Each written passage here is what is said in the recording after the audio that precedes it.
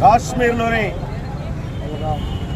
పహల్గామ్లో జరిగినటువంటి అమానవీయ సంఘటన 28 మంది పర్యాటకులను కొట్టన పెట్టుకున్న ఆ ఉగ్రవాద దాడిని రాజంపేట ముస్లిం సమాజం పార్టీలకు అతీతంగా తీవ్రంగా ఖండిస్తూ ఈరోజు ఆ మృతులకు తీవ్ర సంతాపాన్ని తెలియజేస్తూ వారి కుటుంబ సభ్యులకు సానుభూతి తెలియజేసే కార్యక్రమం ఈరోజు రాజంపేట ముస్లిం సమాజం చేపట్టింది.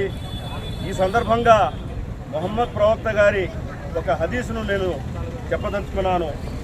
మీరు ఏ ప్రాంతంలోనైతే నివసిస్తారో ఆ ప్రాంతం పట్ల విధేయతతో మెలగండి అనేసి 1500 సంవత్సరాల క్రితం మా మొహమ్మద్ ప్రవక్త గారు తెలియజేయడం జరిగింది.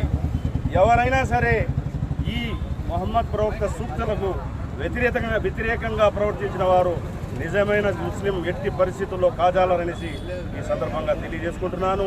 అలాగే ముఖ్యంగా ఈ ఉగ్రవాద దాడిని ఉగ్రవాదులను తక్షణంగా గుర్తించి వారిని బహిరంగ మరణ శిక్ష విధించాలనేసి ఈ సందర్భంగా ఎన్డీఏ ప్రభుత్వానికి మనవి చేసుకుంటున్నాను.